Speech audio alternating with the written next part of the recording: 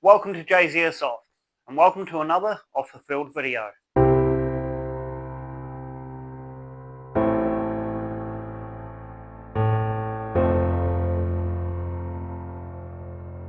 Welcome to the video that's about the cameras. I've had quite a few people ask me about the cameras that I use and why I like using those cameras, because I'm pretty specific on the kind of cameras that I use. So we're going to have a little bit of a look. I'll go over some of the features of the cameras and why I like them. Let's dig in.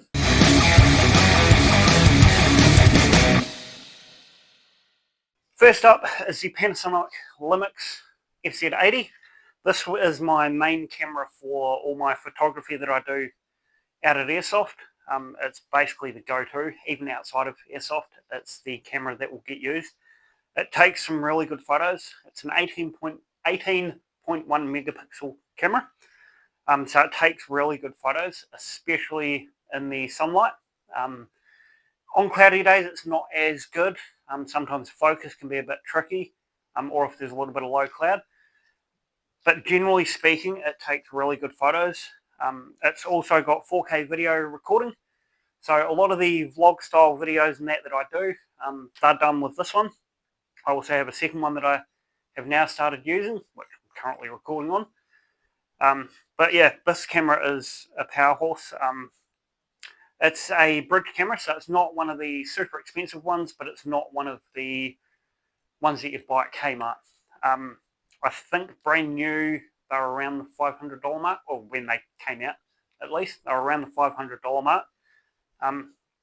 So they did cost a little bit, but they weren't over the top with their cost. I would definitely recommend a Lumix to anyone. They are great cameras, very reliable. They can take a bit of shit too. I've dropped them, I've fallen over on top of them, and they still work. It can take a bit to kill these, but naturally with cameras, you don't want to do that. The memory cards inside them are the high-speed ones, because you need high speed for the 4K video, and I find it just helps with getting good, clear, quality pictures if you have the high-speed reading ones. But yeah, that's the FZ80.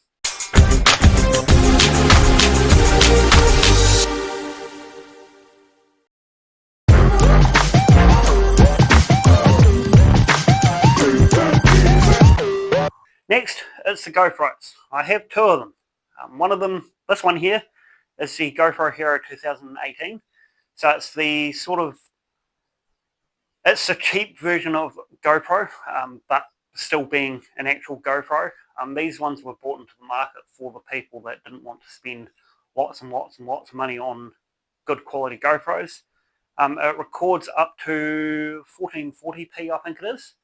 So it does come out, it does get good video quality. I don't use it as my main camera. It's generally either attached to my gun or my body.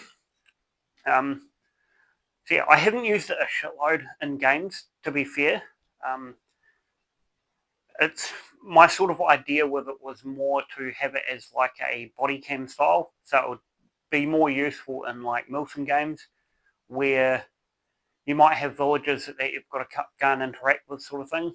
Get some body cam footage with them instead of just using the main camera. Which brings us to the main camera, the GoPro Hero 6. This one records up to 4K, so it's always, well, I won't say always. Generally speaking, it's always good quality footage. Again, it comes down to the light. The better the natural light, the better the video is. So you'll see some games where I've played out CSG. It's got real good, clear, like precise footage. But then some nights when I've gone to like Zone, where it's dark outside and they've only got the halogen lights, the quality isn't as good. But then if I play at Zone during the day, comes out really good.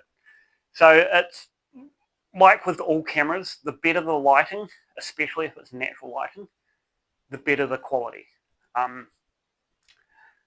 It's just one of those things that I think no matter what you try and do, you're not going to get perfect quality on cheaper end cameras with lower light. But you can get away with getting good quality on cheap cameras if you have good light. So that's GoPros.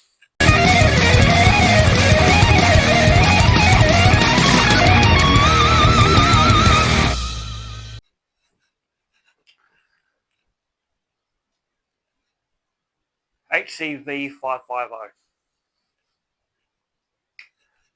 1, 2, 3, 4. Next up is another Panasonic. I like Panasonic for some reason. This one is the HCV550. It's just a handycam, so it's just sort of a very basic punch street handycam. It does photos and videos. It's more or less like a bit of a backup video camera. I'll only use this one for video because the photos come out like shit. It only does up to 1080p, I think it was. So it's not super clear, but it's decent enough that I'd be able to use it in videos. I haven't used it in any of the ones that I've done yet because I just haven't needed that third camera. Yeah, it's another good option if you're wanting cheap cameras. It's not your high-end one, so it's not going to cost thousands of dollars like some video cameras can do. I don't see the point in spending thousands on a camera. It's not like a profession of mine, so cheap cameras all the way. So yeah, this camera does do pretty alright videos. As I said, I haven't used any yet, but that time will probably come. That's backup camera. On to the next one.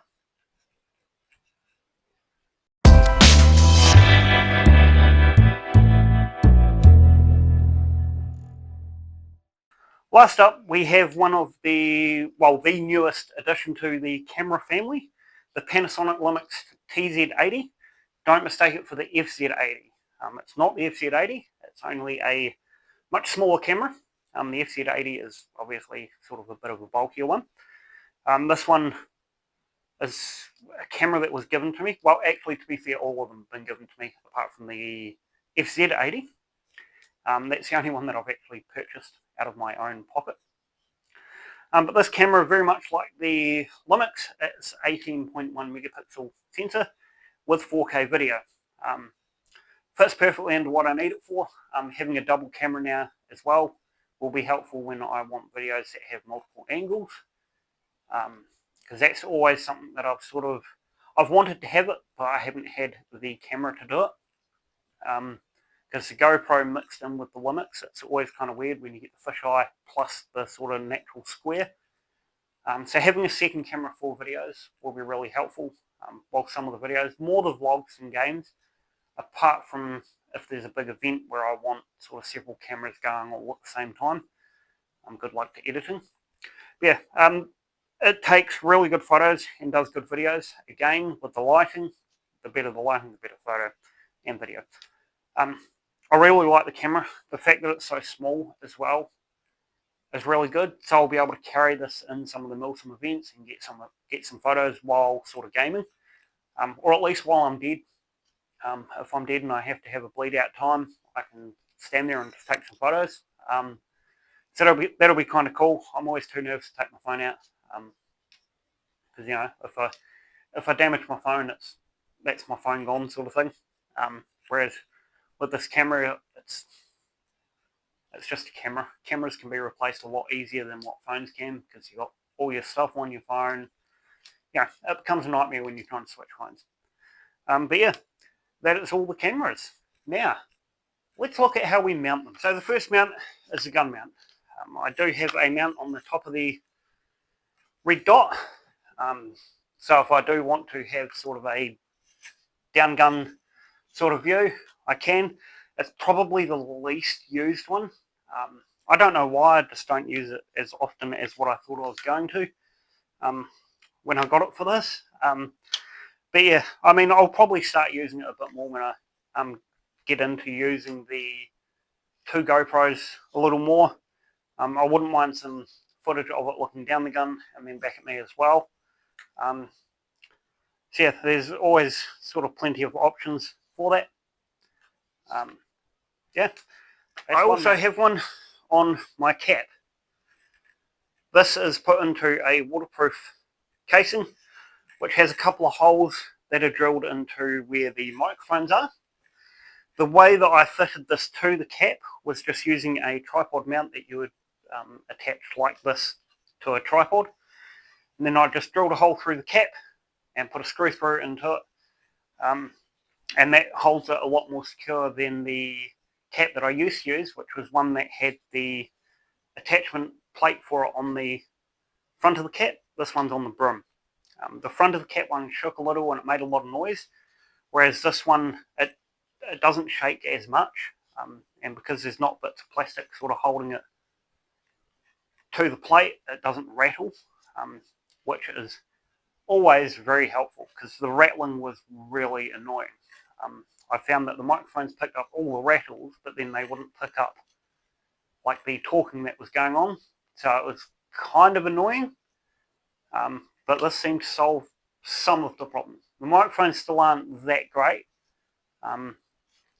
but you know, I want to protect the GoPros because I don't want them to be wrecked through getting shot out. I have had one of these shot out before. If I didn't have it, the lens of it would have been broken. It was quite a close-ish shot, so it probably would have screwed the whole camera, to be fair. I can only assume. On to the next mount. The last mount, which would be the newest one as well, is one that is on my chest. I have put a mole attachment on the vest, which will enable me to put the body cam style camera in there. I've tested it out a couple of times both at CSG and Zone just to see how it looks, and especially switching between the two cameras, the main one that's on my head and the one that's on my chest. It works out pretty well. I've even got like a little template border for it where it actually makes it sort of look like a body cam. And with the GoPro Hero 18 not being like a 4K video, it does come out like a little bit less quality, sort of similar to what body cams actually do. I don't think there's really any body cams that are sort of crystal clear 4K footage. So that's the mount with that one. At the moment, at least, I don't have any plans for other mounts. These are the mounts that I'll sort of stick to. I don't want to have 15 GoPros or cameras on me at one time. I do know that there's a lot of people that will have like cameras on their head, like at the front for that sort of first person POV. Then they'll have ones on the side of the helmet. They'll have one on the chest. They'll have a couple on the gun. One that's just looking down in a general view, a scope view. Then there's one that's back at them. I don't want all of that. One, there would be too many cameras to be looking after. Two, the editing of it, like just to edit a normal game day, would take 300 years for me to do it. I don't want to have to muck around with that. I like to be able to sort of just drag and drop the videos, give you a bit more of a, give you an idea of what's actually going on for the game, rather than it just sort of being, the video starts, I'm shooting at people, I'm getting shot at, like what was actually some context in that video. Well, at least I hope that my videos give a little bit of context like that. That's why I edit them. Thanks a heap for watching the video on my cameras. One of the next off the field videos will be the editing software that I use, and I'll give you a sort of a run through on how I actually edit those videos together before putting them out on the World Wide Web. Thanks for watching. We'll see you in the next one.